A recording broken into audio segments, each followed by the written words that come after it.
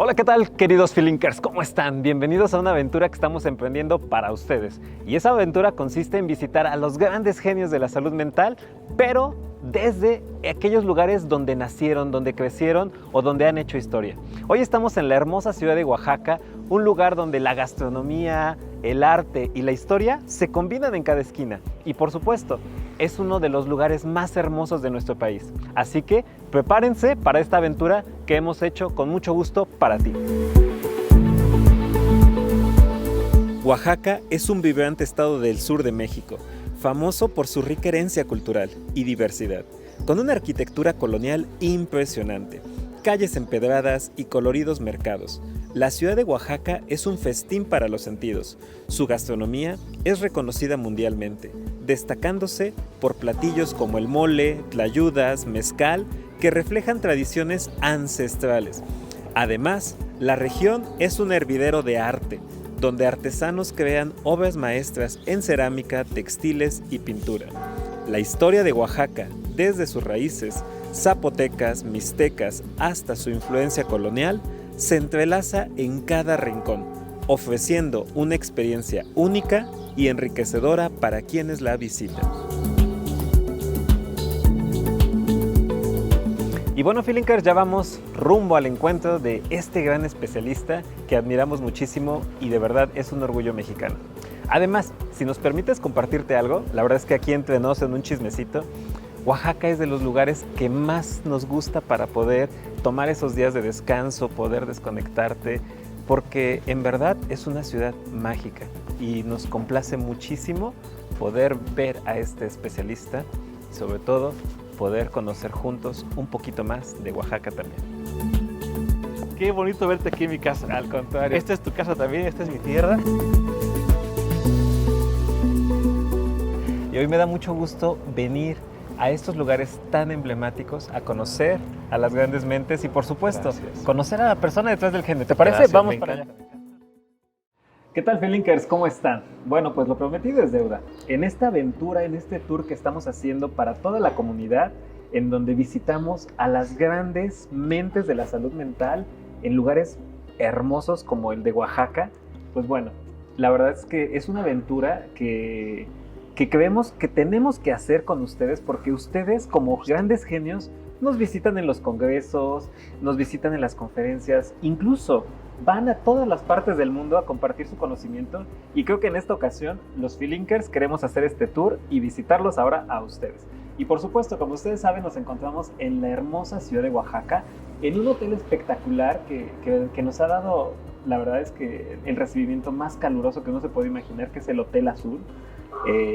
Bueno, pues tenemos la oportunidad de tener este desayuno, este momento contigo, Eric, Gracias. con uno de los grandes genios. ¿Qué podemos decir del doctor Eric García? La verdad es que podemos decir muchísimo, pero muchísimo. Yo, de todo corazón, hoy quiero presentárselos como un gran profesional, como una mente brillante, pero sobre todo como un genio que ha incursionado tanto en la salud mental como en el derecho, que todo su trabajo refleja un gran compromiso con la verdad, con la justicia y que en momentos de incertidumbre, hoy con el mundo tecnológico que vivimos, hoy con los grandes retos del futuro, de verdad que es un orgullo contar contigo y contar con todo lo que nos enseñas cada día, porque son muchos los retos y ante estos momentos de incertidumbre, contar con mentes y conocimiento como el tuyo es impensable. Disculpen ustedes, Feelinkers, la verdad es que estoy muy emocionado de estar aquí y bueno, con nosotros el doctor Eric García. ¿Cómo estás? Gracias. Me encanta ver aquí en tu casa. Esta es tu casa, Gracias. La tuya, la de la maestra Blanca, la de todo Feelink y por supuesto la de los Feelinkers. Oaxaca es un lugar al que quienes no han estado deberían estar y quienes ya estuvieron deberían volver para disfrutar. Para mí es un placer que estés aquí y encantado de conversar contigo, por supuesto. Lo que tú me digas, yo estoy a la orden. Qué amable, ¿cómo es? Qué amable. Pues bueno, la verdad es que conocemos mucho de tu trabajo. Vamos a ponernos cómodos, vamos a darle un sorbito al chocolate. Feelinkers, un chocolate delicioso, de verdad. Muy rico. Y en este tour queremos conocer un poco a la persona detrás del genio. Sabemos que has escrito muchos libros, sabemos que has colaborado en muchísimos artículos, sabemos que te has presentado y has colaborado como asesor con instituciones impresionantes, ¿no? Naciones Unidas, muchas otras. Pero hoy quisiéramos conocer cómo empieza esta carrera para Eric García. ¿Cómo te conectaste primero con el derecho, con la salud mental? Me contabas que estudiaste un par de cosas juntas. ¿Cómo fue? ¿Cómo fue este camino? Pues la verdad es que me parece que todo empezó, como lo has planteado en muchas ocasiones, como un sueño. En realidad todo era muy nebuloso, ¿no? Nadie sabe cómo se presentará el futuro y todo era difuso, pero con el deseo muy firme y muy genuino de lograrlo. Yo nací, crecí aquí en Oaxaca, estas son mis calles. Aquí estudié Derecho en la facultad de la Universidad Autónoma Local. Creo que aquí a unas cuadras, ¿no? A unas cuantas calles está mi facultad. Sí. Y allí, pues, yo la gran ventaja que he tenido, que me parece que es algo que los feelinkers deben aquilatar, es que he tenido magníficos maestros. Entonces, tanto mis profesores como mis profesoras tenían ese placer por dar clase y nos transmitían pues sus inquietudes, sus deseos, sus sueños, sus preguntas. Claro. Y uno como joven, de aquella época quiero decir, pues quería aprender. Entonces, escuchando a los profesores de la Facultad de Derecho y de la Facultad de Psicología, me fueron surgiendo dudas. Y lamentablemente en aquella época, te hablo de hace más de 20 años, la psicopatología forense no era una alternativa para formarse en México. Entonces tuve que irme. Claro. Tuve que irme. Y la verdad es que me significó un gran proceso de afrontamiento que en ese momento no sabía. Hoy lo puedo verbalizar, pero en aquel momento todo era ilusión. Pues con 20 años uno cree que se puede comer el mundo. Y así me fui. Yo tenía 23 años cuando salí de Oaxaca y me fui a estudiar a la Universidad Complutense de Madrid, esto que a lo que me dedico hoy, ¿no? Y volví a tener la enorme fortuna de contar con grandes maestros. Permíteme que te interrumpa un momento ahí, pero se escucha fácil, lo puedes decir en un par de segundos, fácil, sí.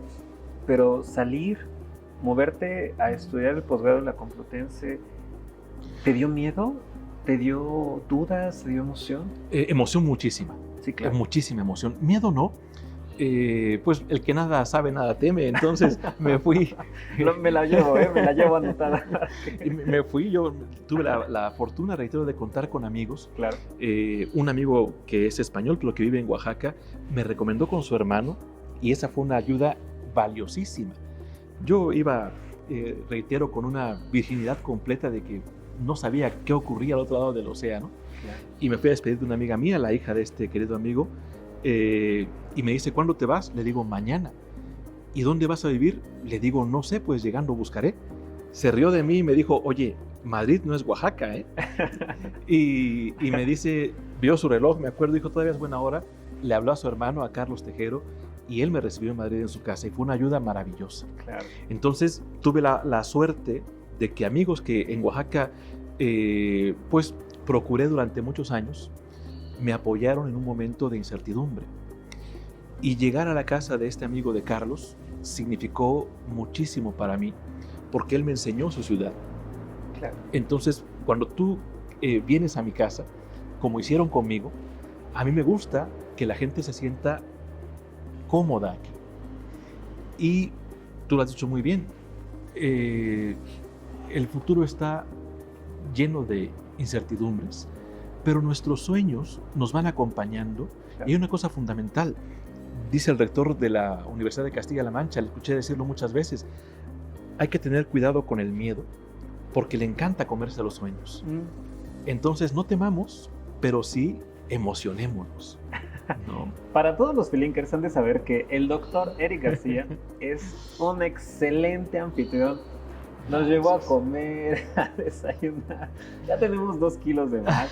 Y de verdad, es muy bonito escucharte cuando tenemos el honor de caminar contigo entre las calles y todo.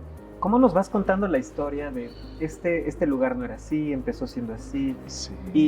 Y yo te agradezco mucho eso porque creo que es algo que que creo que como mexicanos tenemos que tener, ¿no? De verdad, nuestro país es hermoso. Así es. Y creo que a veces es tan hermoso que no nos damos cuenta de lo hermoso que es. Totalmente. Hasta que vas a otro lugar y dices, ay, caray, en México tenemos todo esto.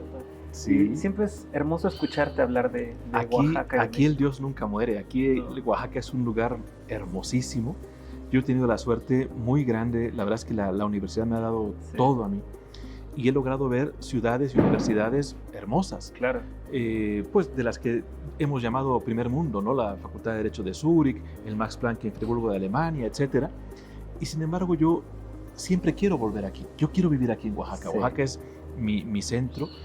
Y como tú bien lo has dicho, yo estoy muy orgulloso de haber nacido en esta tierra y me encantaría que nuestra ciudad, nuestro país, se beneficiara de tantas cosas buenas que hay, porque como ciudadanos nos lo merecemos. Hay muchísimas cosas que se pueden hacer en México desde la salud mental, desde la psicología, que podrían impactar en el diseño de políticas públicas frente a enormes problemáticas como por ejemplo la depresión, el suicidio, el consumo de sustancias tóxicas, la violencia, entre otras. Entonces sí necesitamos que nuestros estudiantes vean este panorama, vayan al extranjero, conozcan, aprendan, pero vuelvan y aporten aquí. Ahora, eso requiere que las autoridades locales les sepan recibir, les sepan acoger, reconocer su esfuerzo y brindarles las posibilidades para contribuir con lo que han aprendido aquí. No solo en Oaxaca, Puebla, Tlaxcala, Chihuahua, todo el país, del Bravo al Suchiate, que aporten ese conocimiento al bien común. Fíjate que para nosotros es muy especial estar aquí contigo porque, digo, lo voy a decir en cámara, siempre decimos en broma tras escenario que nosotros te vemos a ti como nuestro Hugo Sánchez de neuroderecho, de verdad, por la historia, la trayectoria y por el sentido que tienes de seguir aportando aquí, crecer.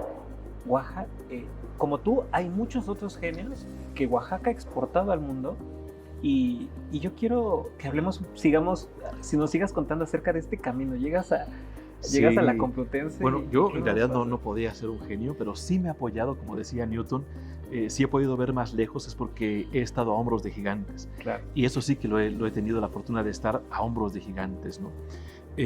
Volviendo a la pregunta, una vez que yo estuve en Madrid, mi director de tesis doctoral, José Luis Graña Gómez, recuerdo que era 2001 y me dijo, Eric, te tienes que ir a estudiar neurociencia. Y eso fue algo que me cambió a mí completamente la vida. ¿No? Yo traía una estructura de haber estudiado psicología y derecho, pero cuando él me dice, año 2001, han pasado 24 años de entonces, me dijo, Eric, te tienes que ir a neurociencia. Además, perdón que te interrumpa, pero, o sea, en aquel momento de la historia, en la formación, dar un salto de derecho a neurociencia es como... Total. Es como si estoy estudiando artes plásticas y me voy a matemáticas, física, así tal cual. Así tal cual. Y eso me cambió la vida. La verdad es que eso fue definitorio. Y entonces tuve la fortuna, España y tiene la gran ventaja de formar parte de Europa. Y entonces te enseñan algo que me encantaría que tuviéramos también nosotros, redes universitarias, que a ti como alumno, no importa que no tengas recursos, hay becas, yo no tenía recursos, quiero decir, algún día lo conversaremos, yo me fui de aquí con muchos esfuerzos, le agradezco a mis padres, a mi tío Jaime, etcétera, los sacrificios que ellos hicieron, que hoy como padre puedo entender, los sacrificios que ellos hicieran para que yo pudiera arriesgarme a conseguir un sueño que no sabía si iba a lograr. Pero bueno, volviendo, Europa tiene muchas ayudas universitarias, lo cual te permite a ti como alumno hacer estancias de investigación académicas en otras universidades. Y eso te nutre mucho porque ves la perspectiva del neurobiólogo de la Universidad de Barcelona y del jurista de la Universidad de Sevilla, y entonces vas contrastando cosas. Y luego más adelante, pues lo que son programas Erasmus u otros tipos de programas académicos para irte a Italia, Alemania, Noruega, Suiza, etcétera, e ir aprendiendo. Esto también lo podemos hacer aquí. Tenemos magníficas universidades, magníficas, la UNAM, por supuesto, naturalmente, pero otras que, volviendo al tema, podríamos crear redes de trabajo de neurociencia y derecho aplicada a nuestras problemáticas. No sé si te pasó, Eric, que cuando tienes la oportunidad, porque de verdad es un privilegio, es una oportunidad, el poder salir a estudiar, te das cuenta que los mexicanos tenemos muchísimo Totalmente. talento, que somos súper trabajadores, Totalmente. que somos, o sea, que tenemos muchos recursos intelectuales, Sí. personales. Vamos, que somos súper luchones y que de verdad estamos al nivel de Totalmente. cualquier parte del mundo. Y no es una cuestión egocéntrica, ¿eh? No. Nuestros paisanos, en el área que trabajen, Sí. sea cualquiera de ellas, es noble, por supuesto, Sí. están viviendo de su trabajo y en efecto es gente muy comprometida con su identidad, y me refiero a su identidad en el sentido de lo que representa ser mexicano, Claro, claro. ¿no? Entonces sí, totalmente de acuerdo contigo. Hay muchos mexicanos destacados, mexicanas brillantes, y me parece que es algo que tenemos que potenciar, y Feeling Quimay lo hace muy bien. Sí. Me parece que la gente que está en los congresos, no me refiero solo a los ponentes, invitados e invitadas, sino al público, es gente que adora lo que hace y quiere más para aportar más. Yo he tenido la suerte cuando hemos estado en Puebla, Sí. por ejemplo, de conocer a terapeutas expertas en violencia doméstica, conocer a terapeutas expertas en trauma infantil, etcétera, y son personas que creen en sus sueños y en la belleza de la psicología, Ujú. ¿no? En tanto que disciplina científica aplicada al comportamiento humano en nuestras circunstancias. Entonces sí, coincido plenamente contigo. Justamente vamos a llegar un poquito a Mind, que me parece Sí. que es como un punto bien interesante que me Sí. gustaría profundizar un poquito más en tu carrera profesional y en lo que quieres aportar al mundo. Pero antes de llegar a eso, Sí. llegaste a la Complutense, empezaste a hacer estancias. Sí, ¿Cómo fue tu experiencia con las neurociencias? Dices, bueno, ya estoy tremenda. Yo te confieso una cosa que no sé si me voy a arrepentir de decir en público, aquí. Ok. pero yo tuve que aprender desde cero casi. Sí. Recuerdo una experiencia muy, pues hoy la tengo muy bien integrada, pero en aquel momento fue muy demandante, muy exigente. Comencé a tomar clases porque me mandó mi tutor a la Facultad de Medicina. Ujú. Entonces iba yo a clases de histología, de neurofisiología en la facultad, tenía como compañeros a psiquiatras, a neurobiólogos, etcétera, y la verdad es que sí me sentí en desventaja. Recuerdo muy bien una vez el profesor Jaro nos daba clase de psicopatología, el profesor Cacedo Ordóñez, un psiquiatra forense, y yo recuerdo muy bien cuando los demás alumnos empezaron a hacer preguntas y yo decía dentro de mí, Dios mío, no estoy entendiendo ni las preguntas. No sé si te pasa ¿Sí? que sales de esas clases y tienes una lista de todo lo que Sí, tienes que investigar, más totalmente. que de lo que tienes que... Totalmente, que aprender. era otro idioma para Sí, mí. sí, claro. Entonces allí me di cuenta de mis enormes deficiencias a nivel formativo, pero como tú bien has dicho, somos luchones y tenemos dos alternativas. O asumes que tus deficiencias son insuperables, o asumes que tus deficiencias son superables. Y entonces tuve la fortuna de que mi mujer, por ejemplo, en aquel momento me ayudó mucho a que yo pudiera aprender, ¿no? Y tuve que aprender.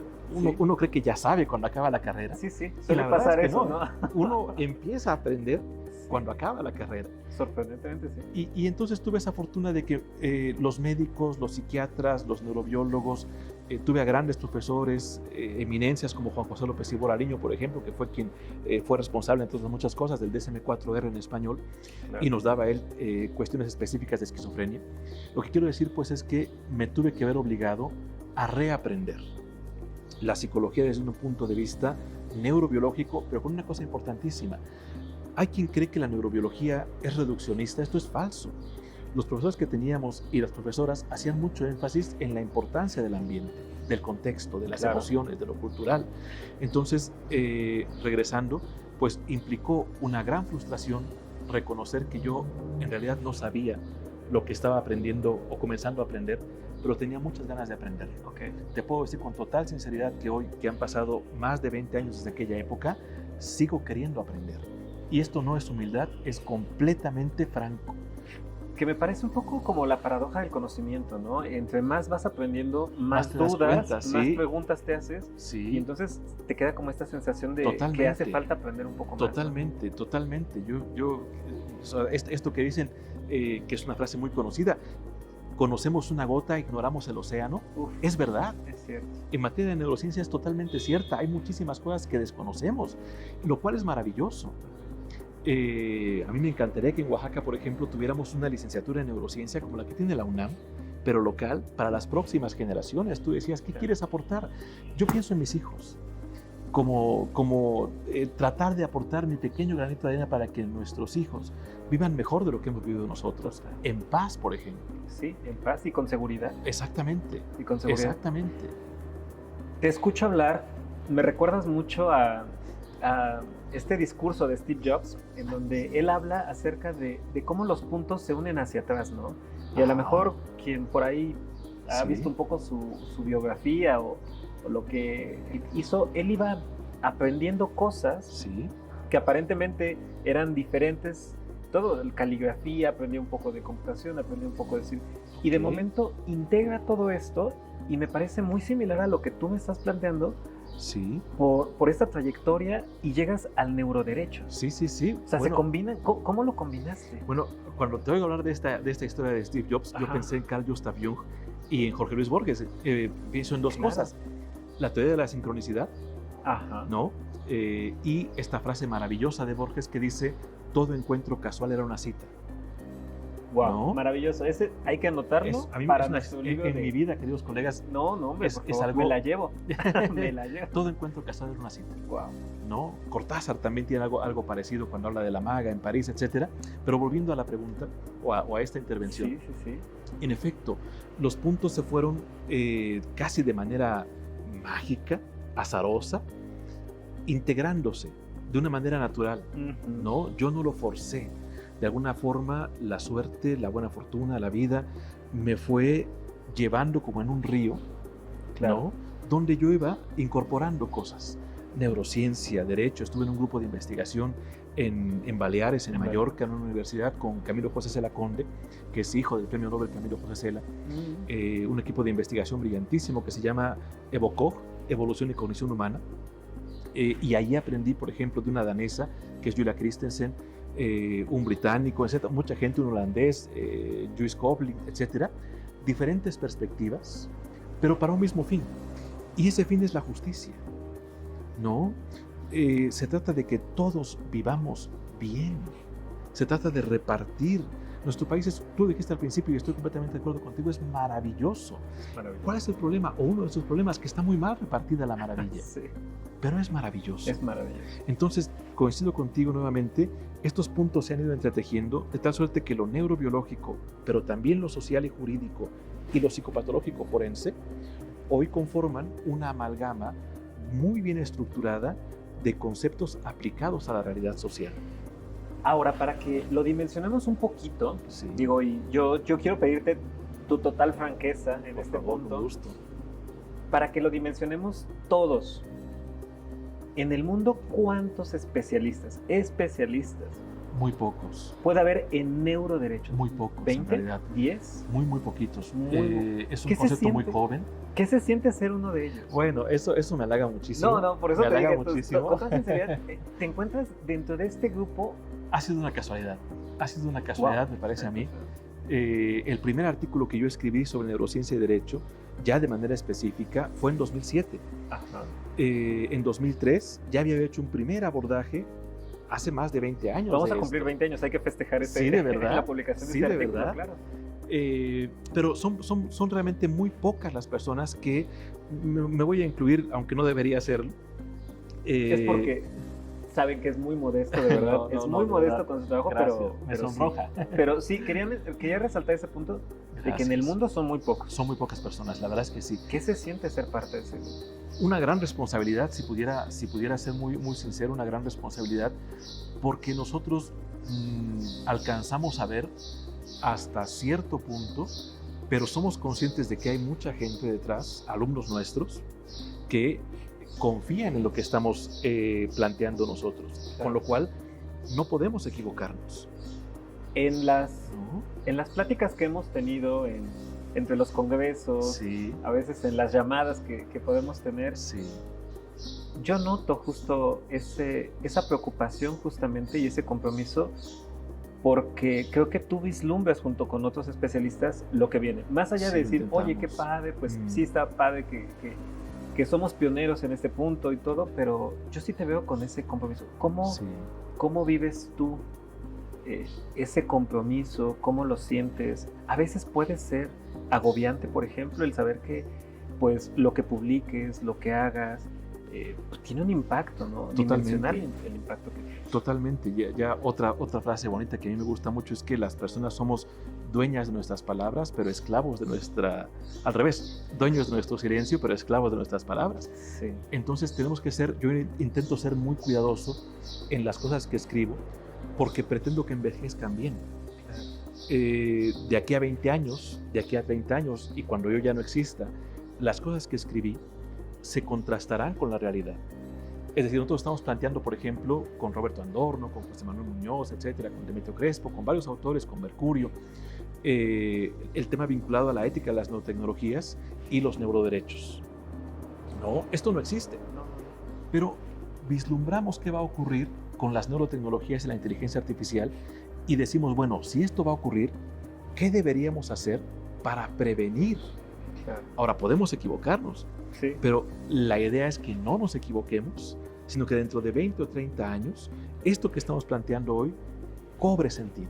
Entiendo. Y en efecto nos proteja, porque el desafío es enorme. Sí estamos ante un gran reto neurotecnológico. Sí, total. Mencionaste en un congreso una idea que de verdad a mí me explotó totalmente. Sí. Creo que al día de hoy sigo dándole vueltas y vueltas y vueltas. El derecho a pensar. Totalmente. En un futuro, el que tengamos el derecho a pensar. Totalmente. Y a veces creo que tal vez las personas, pues normalmente nos lleva la vida, las preocupaciones, todas las dificultades del día a día. Y a veces no nos damos cuenta que tal vez estamos a unos años en el cual no sabemos si tenemos el derecho para pensar. Sin duda. Esta libertad cognitiva es indispensable, tanto que es la base de las demás libertades, ¿no? Así es. Y está en riesgo. Ya tenemos ejemplos, ¿no? Hay una manipulación muy amplia a nivel global y por eso es tan relevante el desarrollo del pensamiento crítico, claro, que es algo que yo he visto mucho en los seminarios de Feeling, en los congresos, cuando vienen los grandes invitados, Jorge Bucay, Martin Seligman, Feige, en fin, todas las figuras que has logrado traer a nuestro país, estimulan ese pensamiento crítico. Ninguno de ellos es lo que es porque haya perdido su facultad de pensar libremente, sino por el contrario, porque se han exigido a pensar tan libremente que a veces han generado pues disrupciones con lo que planteaban en sus inicios. Y eso no es fácil, porque nada fácil.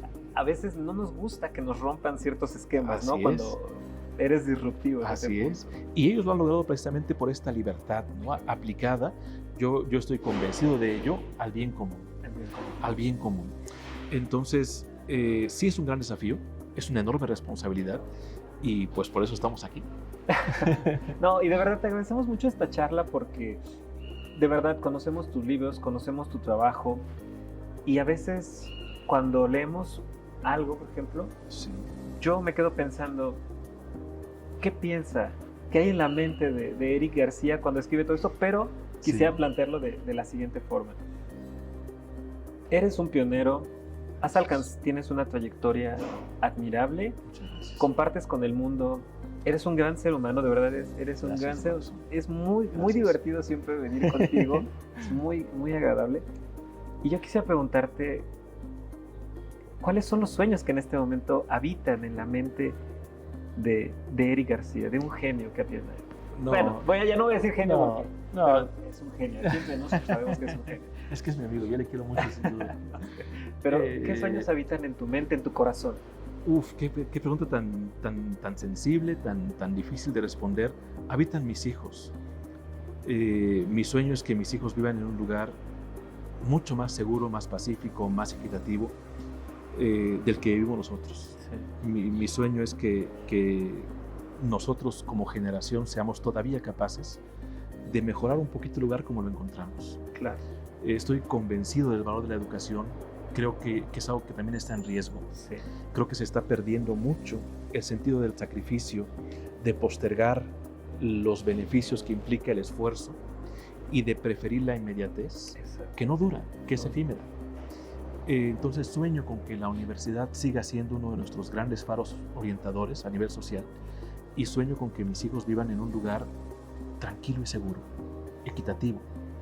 Esto en nuestro país, actualmente yo diría desde hace ya varias décadas, lo vemos desdibujarse y no podemos permitir que eso se nos pierda de vista.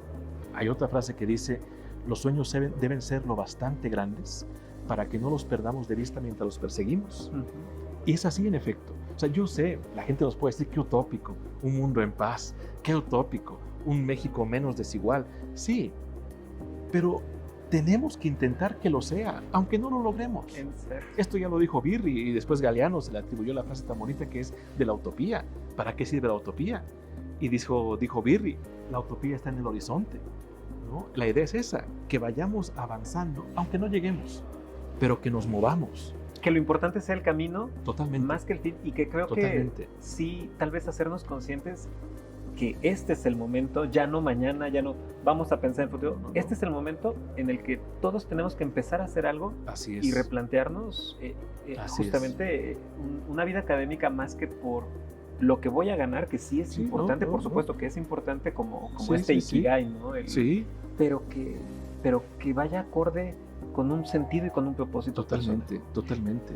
Ahora, pensando en eso, yo quiero preguntarte, ¿cómo le haces? ¿Cómo podemos decirle a los Feelinkers cómo mantener vivos y alimentar el sueño, la pasión? Porque no es fácil, no es fácil. Son muchos años, son muchas decisiones, son sacrificios. Es frustrante, hay que hacer muchos sacrificios en efecto. Sí. Muchas veces se ve la punta del témpano, pero no lo que hay debajo. Claro. Y te dicen, ay, qué suerte tuvo. Sí, qué fácil fue. Qué fácil fue. La verdad es que no, uno va haciendo renuncias, claro. ¿No? Vas perdiendo en el camino para ganar. Y me parece que un aspecto central es el sentido. ¿Para qué haces todo esto? ¿Cuál es el sentido de tu vida? Sí. Y creo que eso es lo que nos ayuda a superar adversidades que además son propias de la vida. La vida no es un camino de rosas, esto lo deben saber los más jóvenes. La vida implica adversidades. Y en el caso de lo que nos preguntas, pues la vida implica sacrificios, renuncias, resiliencias, porque habrá que asumir traiciones, deslealtades, disgustos, pérdidas, duelos. Pero tú preguntabas cómo. Y a mí me parece que uno de los cómo está en el sentido. ¿Hacia dónde vamos? ¿Qué es lo que queremos? Me parece que algo que los jóvenes tienen que hacer desde muy pronto es identificar qué le da sentido a su vida. Y con eso, yo creo que si sabes, como suele decirse, el qué, encuentras el cómo. ¿No? Totalmente de acuerdo. Y a lo mejor no confundir los medios con los fines, ¿no? Tal cual. Porque si no, como que nos perdemos un poco y a lo mejor nos quedamos insatisfechos. Así es. Con la promesa de que esto me va a hacer feliz, pero eso resulta que no. Eso es. Yo quisiera, cuando hablabas de sueños, quisiera que mis hijos cuando lleguen a una cierta edad y miren hacia atrás, digan, qué bueno que lo hice. Claro. ¿No? Apenas escuchaba una frase de Luka Modric, que se retiró del Real Madrid. Perdón, queridos Feelinkers, pero soy madridista de corazón. Yo creo que tú le vas al Barça. Yo le voy a los Pumas. Bueno, está bien, a los Pumas. Se despidió Luka Modric y decía, no llores porque se terminó, sonríe porque sucedió. Es correcto. Qué bárbaro, ¿no? O sea, un hombre que ganó todo. Sí. Y llora, está viviendo el momento, pero se siente satisfecho más que por los premios y todo. Así es. Porque pudo recorrer ese camino, ¿no? Eso es Ítaca. Este gran poema griego es eso, ¿no? El camino hacia Ítaca, dice el poeta, debe ser largo, ¿no? Pide que sea largo. Y no temas, dice el poeta, ni a cíclopes ni a lestrigones. Que es lo que tú decías, las adversidades, ¿no? Los contratiempos, no temas a ellos. Pues no habitarán si no están en tu corazón. Así es. Y el camino a Ítaca es eso, uno desea llegar a un lugar. El poeta concluye, cuando llegues, dice, la vas a encontrar diferente de como te la imaginaste, no le reclames. Ítaca te ha dado todo lo que podía darte. Y es el trayecto. Qué maravilla, ¿no? Ya ven por qué siempre queremos venir a Oaxaca y siempre queremos visitarlo, de verdad. Es un gusto que estés aquí. Te llevas un montón de ideas. Eres una persona muy, muy interesante, de verdad. Gracias. Y aprovechando esta confianza, espero no ser imprudente. Nunca. Pero seguramente que ha habido muchos momentos difíciles en la carrera, ¿no? Sí. No todo, como dices, es miel sobre hojuelas. ¿Hay algún momento que tú nos pudieras compartir y que tal vez los Feelinkers y por supuesto la comunidad de Mind hay muchos. Pudiera decir, Caray, ¿cómo afrontas un momento difícil? Yo quisiera compartir dos para dos edades distintas, una para los más jóvenes Ajá. y otra para los de nuestra generación, digamos, Ok. ¿no? Un La mía más que la poquito- suya porque él es mucho más joven que No, yo. bueno, ahí andamos, ahí andamos. Pero Pero sí, dos momentos. Pero tú tienes más pelo que yo. Bueno, todavía me queda un poco. Tú tienes más pelo que yo. El primero, que es para los más jóvenes, Ok. reitero, yo estaba a la espera de la beca del CONACYT. Estábamos ya en Madrid, esto te lo puede contar Aina, que es mi mujer. Y no sabía si me iban a dar la beca o no. Y la verdad es que no quería seguir abusando de los sacrificios de mis padres, de los míos propios, con los pocos ahorros que uno se lleva. Sí. Y ese momento de angustia era decir, bueno, ¿y si no me dan la beca del CONACYT, qué voy a hacer? Y tuve un amigo, Roberto Sicar León, de Colombia, que me dijo, bueno, pues lo que hacemos todos. ¿Quieres quedarte aquí? ¿Este es tu sueño? ¿Habrá que encontrar otra manera? Y él predicaba con el ejemplo, como debe hacerse. Yo recuerdo que mi amigo Roberto cantaba en el metro, ¿no? Entonces ponía él pues como acostumbra a los músicos callejeros, él es un muy buen músico, pero se vio en la necesidad de comenzar a cantar en el metro, iba a los cafés, los bares de Madrid, se hizo mesero, camarero, como le dicen allá, y dije, bueno, claro, Es lo que hay. es lo que hay, como dicen ellos, dices, ¿no? es lo que hay. Habrá que hacerlo. El punto, pues, aquí para los más jóvenes es que no se den por vencidos, como dice Almafuerte, ni aún vencidos. Hay que seguir intentándolo. Y la vida, por suerte, te brinda alternativas, siempre con dignidad. No hay ninguna pérdida de dignidad en lavar platos, en servir mesas, porque tienes un sentido que dices, como tú has dicho, este ha sido un medio, no es el fin. Es transitorio y es por un sueño. Y luego ya más adelante esta es más dolorosa, pues uno sufre deslealtades, traiciones, Sí, claro. gente en la que uno confía que tú crees que son incluso a quienes puedes llamar amigos, y resulta que no lo son, y que te dan la espalda, y no solamente la espalda, sino que incluso te apuñalan. Sí, Y te apuñalan donde duele, que es en los sueños, en las ilusiones, donde eres vulnerable. claro, claro. Y reitero, la vida, sin embargo, te permite resignificar ese evento. Entonces, yo diría que cuando ocurran estas adversidades, que ocurrirán porque es la vida, necesitamos un momento de reflexión, de calma, dice María Alonso Puig, de meditación, De meditación. ¿no? Y de contar con amigos como tú, de saber que no estamos solos. Estos amigos te van a decir, tranquilo que esto también pasará. Sí, Aunque no lo veas en el momento. Sí, Pero eso es viejísimo, ¿no? Esto también pasará. Y dimensionar que lo que te está ocurriendo tal vez sea una oportunidad para resignificar. claro. Y entonces aprendes, y eso es lo bonito del dolor, Sí. que sí puede decirse bonito. El dolor te deja aprendizajes. Y entonces aprendes que la confianza es algo más allá del oro, que le puedes dar solamente a personas valiosas y que tienes que entregar con ese valor que realmente tiene. Confiar en los demás tiene un sentido vital. Claro. Eric, no sé si tal vez lo estoy entendiendo bien, pero tal vez los sueños a partir de estas dificultades como que van madurando, ¿no? Sí. Se ponen a prueba, Sí, ponen a prueba tu convicción, qué tanto lo quieres, así es.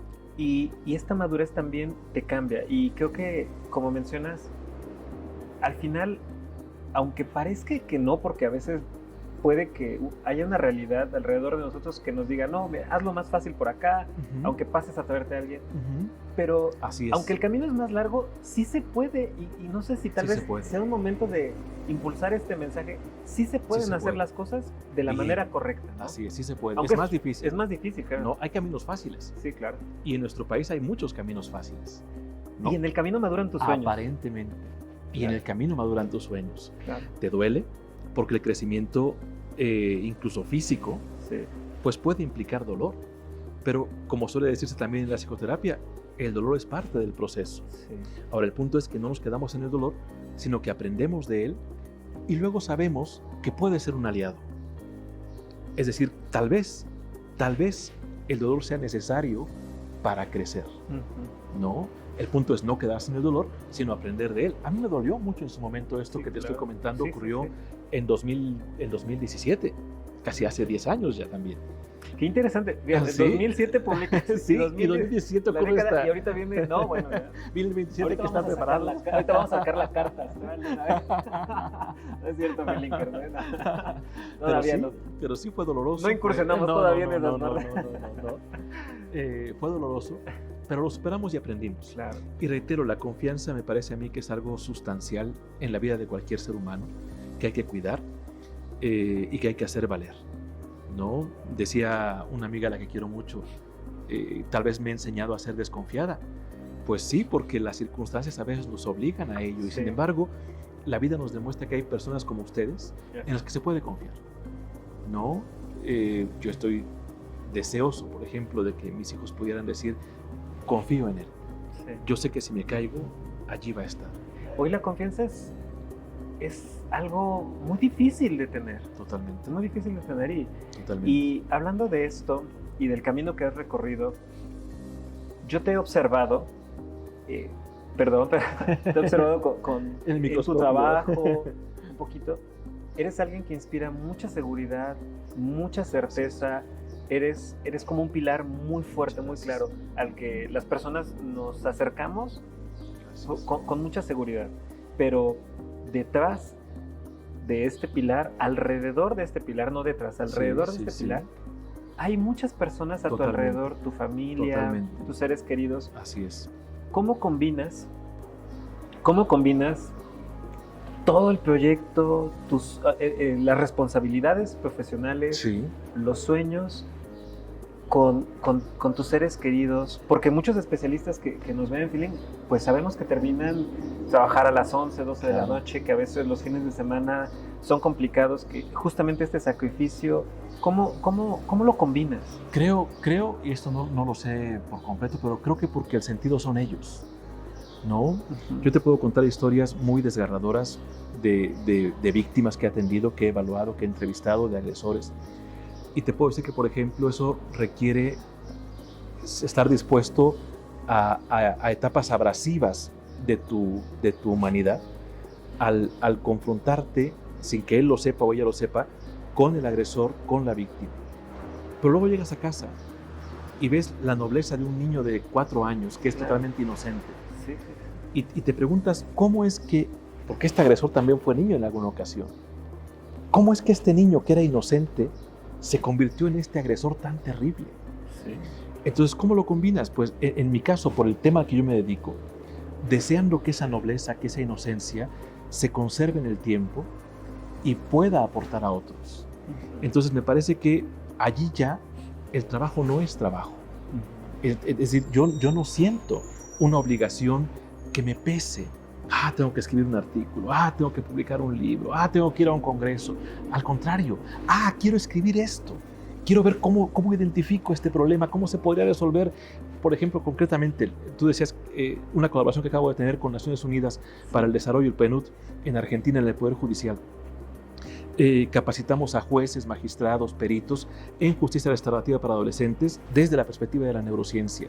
Bueno, esto exige cómo puedes llegar a esos operadores para que cambien el chip y vean el valor que tienen las emociones vinculadas al delito.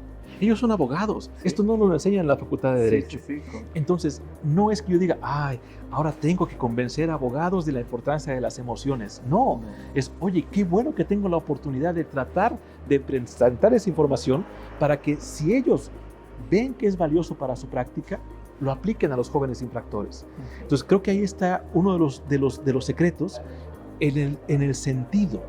Lo que estás haciendo es para tus hijos, es para tus amigos, es para tus seres queridos, es una gratitud hacia tus padres. Fíjate que muchos emprendedores, muchos visionarios coinciden en ver a futuro y no a corto plazo. Sí. Y yo te escucho y veo que entonces tu trabajo justamente es esta visión hacia futuro para construir un lugar mejor, condiciones mejores, contribuir a un mejor mundo para tus hijos. Sí, yo lo deseo. Es decir, cuando hablo con los jueces, por ejemplo, las juezas de justicia para adolescentes, y les hablo por primera vez de qué son las emociones desde el punto de vista neurobiológico, y al final de los módulos dicen, oye, yo honestamente creí que nos ibas a hablar de cuestiones sentimentales y melodramáticas, y veo que las emociones son parte nuestra. Digo, mira qué padre que un abogado, una abogada, tenga esta nueva perspectiva donde dice, ok, necesito la neurociencia para mejorar el derecho. Y esto viene en camino. Esto viene en camino. Yo alguna vez hablaba con un gran maestro al que adquiero mucho. Te cuento una pequeña anécdota que ocurrió hace pues unos 15 años más o menos. Fui yo a verlo a la UNAM, que es donde él es un investigador emérito ahora, y le decía al profesor Valadez lo que yo estaba investigando en aquel momento, ¿no? Entonces me dijo él, que es muy respetuoso, Eric, si entendí bien, usted me está diciendo que en el futuro los psicólogos que no sepan neurociencia ya no sabrán psicología. Dije yo, pues sí, maestro, así es. Me dije, yo le voy a decir una cosa, me dijo él. Yo pienso que en el futuro los abogados que no sepamos neurociencia ya no sabremos derecho. Uf, qué impresionante. Y dije yo, caray, ese sí que es un genio que logra ver hacia el futuro. Sí, sí. Y entonces con esta idea en manos, estamos haciendo esto que tú comentabas al principio.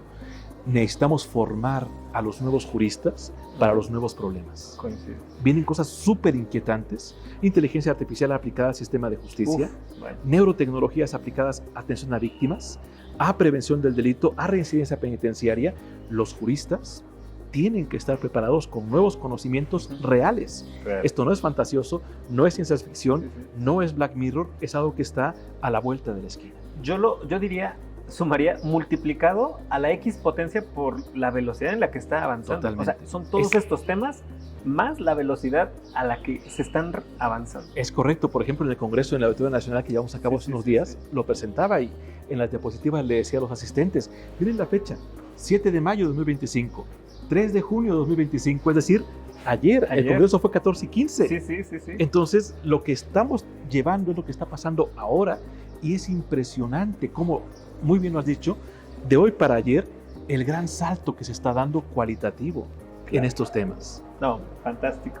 Y de verdad que esta ponencia, esta conferencia en Auditorio Nacional fue muy especial porque no solo se reunieron más de 9,000 personas, sino que además fueron 9,000 fantásticos seres humanos que con una misma voz, con una misma inquietud, están convencidos de hacer del mundo un lugar mejor. Así es. Y tu ponencia fue magistral como siempre, pero sobre todo nos deja algo muy interesante, muchas cosas que pensar, que reflexionar, y creo que eso es fantástico, ¿no? Más que el conocimiento, es decir, esto es lo que hay que aprender, vamos, nos llevamos un montón de preguntas. Hay que dudar. Hay que ayudar. Hay que dudar todo el tiempo, es decir, Feynman lo decía, ¿no? No se enseña a repetir, se enseña a pensar. Así es. A mí me encanta cuando los alumnos de los diplomados de Mind o de Feeling cuestionan. Qué bueno, bienvenido el debate, Claro, genial. claro. Sí. Esto te ayuda a mejorar tus ideas, a argumentar mejor o a decir, me equivoqué. Y ahora que tocas justo este tema, yo quisiera preguntarte algo. Sí.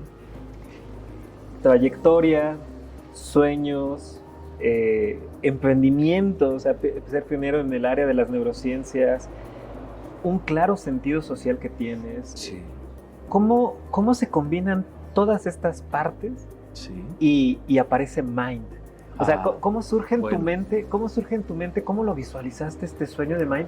Que además es extraordinario. Desde que nos compartiste el nombre del museo, dije, wow, o sea, Bueno, impresionante. aquí ¿Cómo me surge? tocas A ver, una fibra muy, muy sensible. Ya te contaré con detalle el porqué del libro que les traje. Okay. Pero Mind ya estaba allí y nació contigo. No, hombre. Y con Blanca y con Feeling. No. Mind se había ido formando, germinando como un bebé, ¿no? Que empieza a gestarse y que está creciendo dentro del vientre de su madre en el tiempo que le corresponde. O sea, ya lo venías pensando, Estuvo allí, y cuando te vi a ti, vi a Blanca, vi a tu equipo en Feeling, dije, oye, esto tiene todo el sentido del mundo. Okay. Y era el momento adecuado para que Mind naciera. Entonces, recuerdo muy bien, voy a contar una indiscreción. Por favor. Cuando estábamos buscando el nombre de Mind, recuerdo que el primer boceto, el primer proyecto decía algo así como Instituto Iberoamericano de Neurociencia Aplicada al Derecho. Y me acuerdo que dijo Martín, a ver, dice, yo cuando veo estas siglas tengo la impresión de que voy a sacar mi CURP, mi INE, mi pasaporte. 3 copias por triplicar. Bueno, 3 copias de cada. Tengo que hacer un trámite burocrático, Sí, venga no. usted mañana, le faltó esta copia certificada. No, a ver, me da mucha flojera ese instituto, ¿no? Estuvo muy bien esto Sí. y me encantó, se lo conté a mi mujer, y recuerdo que releí un libro que me encanta, que se llama El infinito en un junco. Ya lo había leído, pero me puse a releerlo, y llego a la parte donde Irene Vallejo nos dice lo que era el museo en la antigüedad.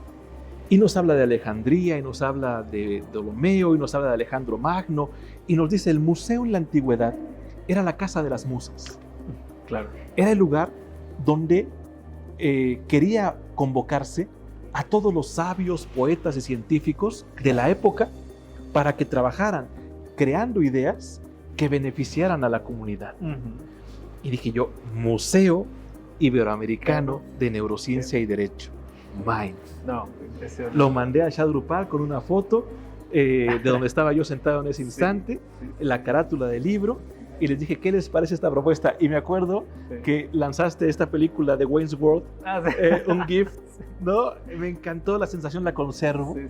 Hace unos días Está maravilloso. encontré una edición muy bonita de esta obra que es para ustedes y que tiene todo el sentido de lo que es Mind, ¿no? Mind no solamente es, como sabemos, el significado de mente en el idioma anglosajón, sino que es todo un constructo, todo un concepto que pretende prever y brindar alternativas de formación específica de cara a los retos del futuro para viejos problemas. Wow. Estos problemas no son nuevos, No. son la inseguridad, la injusticia, los procesos penales, los homicidios, la psicopatología. Esto ya estuvo en los griegos, estuvo en los egipcios, estuvo en los árabes. Estos problemas son muy viejos, pero las soluciones son las nuevas.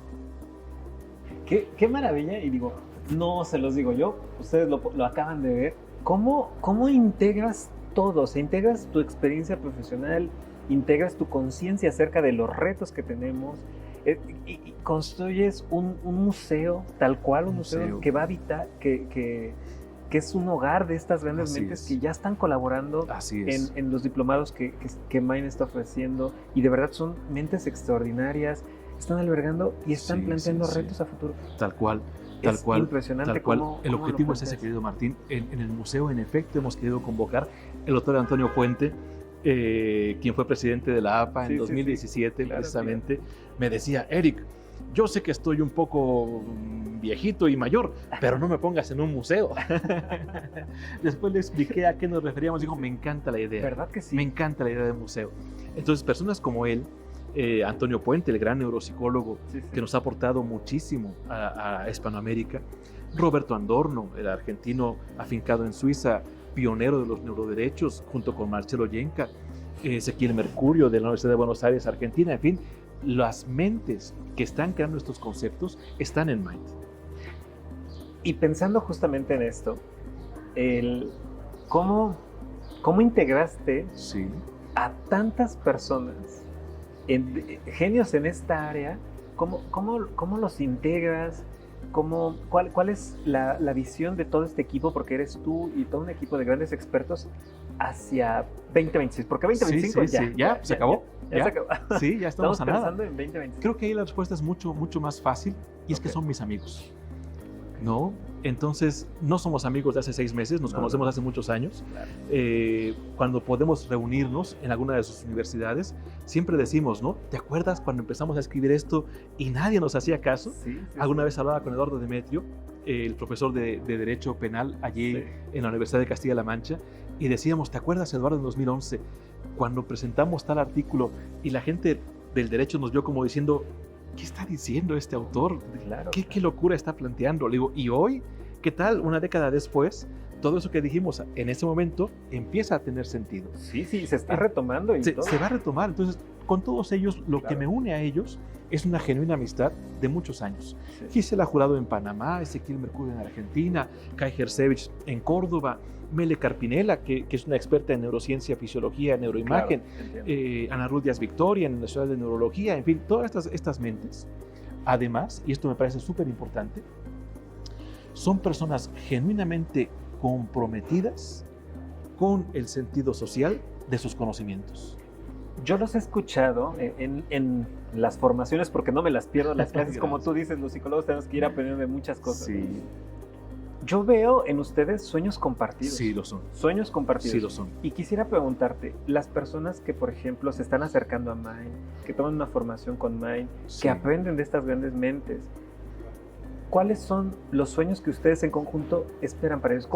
¿Qué es Mira. lo que qué es lo que ustedes están planeando como Sí. formación para los especialistas que se Esa- acercan a Mind? Esa pregunta es preciosa porque, y esto es súper sincero, los alumnos, las alumnas que acuden a Mind traen un perfil. Sí. ¡Qué barbaridad! O sea, Altísimo. nosotros revisamos los expedientes Sí. y luego los oímos participar, aportan, o sea, Sí. no es un alumno promedio, Es cierto, sí. son alumnos brillantísimos. Es decir, son, por ejemplo, me acuerdo en el del testimonio, una de ellas de Argentina decía, bueno, pero yo tuve un caso donde una niña de 4 años, la pregunta es muy compleja y no es una pregunta fantasiosa, es una pregunta que ella tiene de lo Claro. que hace en la Fiscalía de Justicia donde trabaja. Otro abogado decía, bueno, yo soy abogado defensor, tuve una víctima que esto, que aquello, ¿cuál es la repercusión ética de este problema? Entonces, los alumnos, las alumnas que vienen a Mind traen un perfil que es muy similar al del profesor, es decir, sueñan con contribuir. Te Así pongo un es. ejemplo concreto. Sí, sí, sí. Vienen los domingos a clase. Entonces, para mí es sorprendente que un fiscal, un juez, un perito, un criminólogo, etcétera, que ya tiene un trabajo, muchas veces un muy buen trabajo, que tiene mucha carga de laboral, venga un fin de semana y en lugar de irse a desayunar o a andar en bicicleta o a dedicarse a un hobby, el que sea, Sí, sí. dedica su mañana a estudiar. Me impacta y digo, allí está la esperanza. Me voy a atrever a decir algo y no sé si está en lo correcto, pero creo que en este momento todos los que participen en Mind, Sí, tanto especialistas como tu equipo de trabajo, como los alumnos que se forman, sí, los veo como una generación de sí. los pioneros que van a marcar la tendencia y el Totalmente. impacto que van a hacer de aquí a 2030. Totalmente, porque además 20-30. ellos replican. Sí. Muchos de ellos son profesores universitarios. Es decir, el juez, Gustavo Arocena, por poner un ejemplo, Pepe Marinaro, etcétera, todos ellos son profesores universitarios. Y los alumnos de Mind, esto que aprenden el domingo, Sí. debe ser súper interesante cómo el lunes, que regresan a sus ámbitos laborales, comienzan a aplicar, me decía una jueza una vez en una de psicología de testimonio, mañana temprano dice voy a llamar a las psicólogas de mi departamento Sí. y las voy a poner a estudiar este artículo que nos dio usted este domingo. ¡Qué bonito! Es muy notorio eso que mencionas en las clases, de verdad, es muy notorio el cómo las preguntas no van solo a adquisición de conocimiento, ¿No? sino es hacia la aplicación. Exacto. De verdad, Exacto. tan solo escuchar las puras preguntas en las sesiones de Mind, yo me quedé impactado. Y otra cosa muy bonita, querido Martín, ninguno de nosotros estudiamos en la misma facultad ni en la misma universidad, porque pues alguien estudió en la de Buenos Aires, Claro. alguien estudió en la de Barcelona, alguien estudió en la Autónoma de Oaxaca, etcétera. Sí. Y sin embargo, y esto es Ujú. súper interesante y valioso, aunque no compartimos facultades, coincidimos en las conclusiones, lo cual le da al público la certeza de que lo que le estamos diciendo está contrastado por distintos profesionales. Ujú. Es decir, si yo digo que esto es una taza de chocolate Sí, sí. y la maestra Blanca dice, en efecto es una taza de chocolate, pues el auditorio dice, ah, hay consistencia. Yo en las clases me quedé con una visión de 360 grados Sí. por esta diversidad de opiniones y de Sí. perspectivas de diferentes partes del mundo. Así es, porque además los alumnos vienen de Colombia, de Argentina, de Perú, de México, y no son solamente abogados ni solamente psicólogos. Hay psiquiatras, hay filósofos, hay trabajadores sociales, hay criminólogas, y cada uno que domina una parte del conocimiento lo aporta. ¿Y esto acaso no es la esencia de tu espíritu? pues, qué bonita Te sonaba. agarré en curva, te agarré en curva. Totalmente, totalmente. Pero es que creo que Mind es eso, es la esencia de tu espíritu combinado con los sueños de muchas personas que Son comparten sueños. tus ideales Sí, y muchas otras que se integran cada fin de semana totalmente. con la esperanza de que sí se puede hacer algo diferente. A mí me parece admirable, querido Martín, que dediquen su domingo a estudiar. Sí. Me parece admirable. Me parece admirable que, por ejemplo, tal vez se priven de un capricho o se priven de alguna otra satisfacción, no necesariamente un capricho, sino una necesidad, por estudiar. Sí. Y que lleguen puntuales y que estén con esas ganas de aprender. Claro. Y yo voy a decir una cosa muy honesta. Hablo con los profesores y les digo, tienes un público exigente. Sí. Es gente que sabe, es gente que estudia. Entonces, los profesores también vienen preparados, no para improvisar, vienen preparados para ser exigidos, pero te puedo garantizar que el profesor disfruta la exigencia. Es que se ve en las clases que ellos mismos se sienten motivados y emocionados con las preguntas. En domingo. En domingo. ¿No? O sea, muy temprano. Yo me acordé como de Vicente Fernández cuando estaba en las clases de mientras el público sigue aplaudiendo y de verdad se seguían con las preguntas y se seguían. Bueno, algo que me pareció admirable, querido Martín, el profesor Manuel Alonso Puig, por ejemplo, cuando firmó los libros, ¿cuántas horas estuvo firmando los autógrafos? 12:30 de la noche. Bueno, de la madrugada. Y siendo Manuel Alonso Puig, quiero decir, allí estuvo firmando a la medianoche. Totalmente. Esto nos habla, reitero, de que allí hay esperanza. Es decir, hay seres humanos que están tan comprometidos con el sentido de sus vidas, que tiene impacto social, que a pesar de nuestras adversidades, algo se puede hacer todavía. Wow, pues impresionante. De verdad ha sido una charla. Gracias, Martín.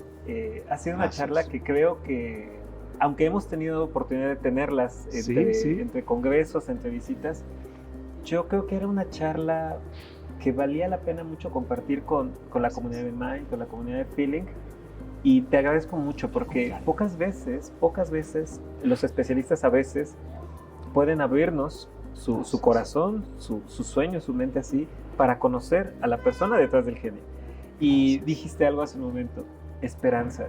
Sí. Yo estoy convencido que allá afuera hay miles de mexicanos, miles de latinoamericanos, miles de personas que tienen esa esperanza. Así es. Si pudieras recomendarles algo, una idea, un pensamiento, un libro, para que sigan alimentando esa esperanza que al final sí impacta a millones de personas, y tú eres el ejemplo claro de que la esperanza, los sueños, sí terminan generando un bien para todos.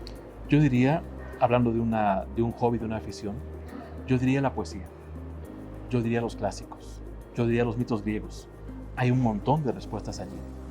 No, los griegos en los mitos ya nos dieron muchas guías de por dónde podríamos caminar. La poesía se adelanta muchas veces a la ciencia. Creo que fue Sigmund Freud quien decía, la ventaja del poeta es que puede afirmar lo que nosotros comenzamos a intuir. En la poesía van a encontrar respuestas maravillosas para preguntas muy complejas. Entonces, en síntesis, yo diría los clásicos, ¿no? Los griegos, los mitos y naturalmente la poesía. No, fantástico. Pues ya saben, querida comunidad de Mind, querida comunidad de Feeling, recordemos y conectemos con estos elementos para alimentar nuestros sueños y nuestras esperanzas. Te agradezco muchísimo porque no solamente como mexicano tu trabajo abre puertas a muchísimos otros mexicanos, porque inspiras con tu trabajo, porque tu trabajo beneficia a miles de personas, porque cada ponencia tuya es un poema, como tú lo dices, y creo que lo había notado. Al escucharte hablar, no solo es adquirir conocimiento, sino que lo haces de una forma tan poética, con todo el corazón, y sobre todo con mucha información importantísima, por ser ese visionario, ese poeta, por todas estas facetas que hacen que Eric García sea un referente a nivel mundial, y que tenemos la oportunidad de aprender de ti. De verdad, muchas gracias y por abrirnos tu corazón. Yo quisiera decir, ahora que has dicho corazón, me acordé de una canción, que es también un poema. ¿Quién dice que todo está perdido? Yo vengo a ofrecer mi corazón. Me parece que es algo que ofrecemos todos. Yo lo he visto en Feeling, que en los congresos la gente ofrece el corazón. Ven cosas terribles, ven violencia familiar, ven abusos sexuales infantiles, ven víctimas de desaparición, etc. y ofrecen el corazón. Entonces, querido Martín, gracias por venir. Ya te imagino en Harvard entrevistando a Richardson, ¿no? Ya te imagino en Pensilvania entrevistando a Seligman. Esperamos justamente hacer eso. Bueno, vamos a dejen sus comentarios, queridos Filinkers de Mind, a quién quieren en el siguiente tour que visitemos, por supuesto. O podemos visitar al doctor Eric García en su próxima visita a Naciones Unidas. Vamos allá juntos, nos vamos juntos. Nosotros estaremos echando porras ahí. Qué amable eres, de verdad, de corazón. No, mil gracias. Gracias por tu contribución al mundo. Y si te parece bien también, vamos a agradecerle a todos los que nos visitaron en Auditorio Nacional porque, como dice el doctor Eric García, sabemos que dejaron su corazón, que fueron un fin de semana en donde todos compartimos sueños, ideales, y aunque es algo tan común de decir gracias, creo que es la palabra que mejor refleja lo que sentimos y que de nuestra parte siempre tratamos de hacer lo mejor para ustedes. Gracias por haber estado con nosotros en el Auditorio Nacional, por juntos levantar la voz y pensar en un futuro, fundar el futuro de la salud mental. Tal cual, ¿no? Tal cual. Pues bueno, muchísimas gracias, Filinkers, pero antes de que nos vayamos, yo quiero preguntarte, antes de que nos vayamos, yo quiero preguntarte, ¿cuál es tu comida favorita? ¿Qué tengo muchas, pero las tlayudas me encantan. A ver, vamos a ver, ¿cuál es tu tlayuda favorita? Bueno, a mí me fascina el tasajo, tasajo, que es una carnita típica de aquí de Oaxaca. Y la tlayuda es un alimento imprescindible. Oaxaca es maravilloso por muchos ámbitos, pero también por la gastronomía. Oaxaca es cultura. Mundialmente. Sí. Oaxaca es cultura. El mezcal, por ejemplo. No, es que todavía es temprano. Es muy temprano todavía, pero bueno, la tlayuda me encanta. Yo les invito a las tlayudas. Vengan a Oaxaca, les va a encantar también la comida, por supuesto. Es uno de mis platillos preferidos. Entre muchos otros, me encantan los moles. Me encanta el mole amarillo, ya me está dando hambre otra vez, el mole verde, etcétera. Me encantan los moles. Oaxaca, como Puebla, tiene una tradición culinaria muy rica, ¿no? Se conjuga muy bien lo prehispánico con lo colonial y con lo actual. Entonces, la tlayuda para mí es un plato maravilloso. Pues no se diga más, queridos Filinkers, vénganse a Oaxaca, vénganse al Hotel Azul, vénganse a recorrer sus calles, porque en cada esquina de verdad que converge la gastronomía, la historia, el arte, y por supuesto, en una de esas, igual y te topas ahí, entre las calles, a uno de los grandes genios como el doctor Eric García, que si te lo topas, por favor, pues platica con él, porque de verdad siempre te dejará algo muy, muy grande. Estimado Eric, muchas gracias por las recomendaciones, gracias por abrirnos tu corazón, y gracias por estar en este espacio, en esta aventura, en donde ahora los Filinkers vamos a visitar a los grandes genios. Bienvenido siempre. Gracias, querido Martín. Muchísimas gracias. De verdad, te apreciamos mucho. Gracias. Nos vemos en la siguiente, Filinkers. Hasta luego.